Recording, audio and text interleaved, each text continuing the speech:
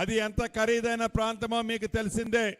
ఆ ప్రాంతంలో ఇల్లు కట్టేటప్పుడు, ఏదైతే టవర్లు కట్టేటప్పుడు ఎవరైతే ఆడబిడ్డకి డ్రాలో ఇల్లు వస్తుందో, ఆ డ్రాలో ఇల్లు వచ్చిన ఆడబిడ్డ, ప్రతి ఆడబిడ్డ ప్రతిరోజు తను అవసరం చూడాలి అనుకుంటే తన పర్యవేక్షణలోనే ఆ ఇల్లు కట్టబడుద్ది.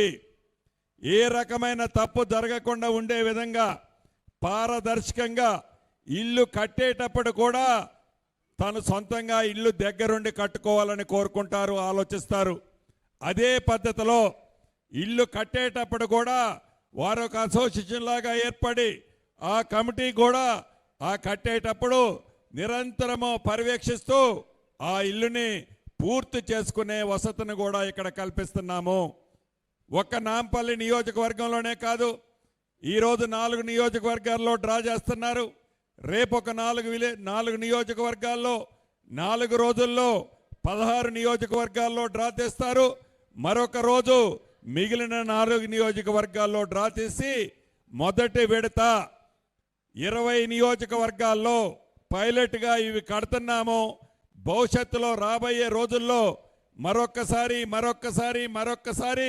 పెద్ద ఎత్తున అర్హులైన ప్రతి పేదవాళ్ళకి ఇదే సిస్టమ్ ద్వారా ఇల్లు ఈ ప్రభుత్వం ఇందిరమ్మ టవర్స్లో ఇల్లు ఇచ్చి తీరతామని కూడా ఈ వేదిక ద్వారా నా కుటుంబ సభ్యులు చాలామంది ఈనాడు లైవ్లో చాలామంది చూస్తున్నారు.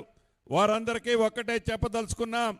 మీ చిరకాల కోరిక, మీ చిరు కోరిక, మీరు ఆత్మ గౌరవంతో హైదరాబాద్ నడి ఒడ్డున ఎక్కడైతే మీరు ఇప్పుడు నివసిస్తున్నారో ఆ పరిసర ప్రాంతాల్లోనే 100 కోట్లు ఎకరం విలువ చేసే భూముల్లో ఈనాడు ఈ ప్రభుత్వం మీకు ఇల్లు ఇస్తుంది.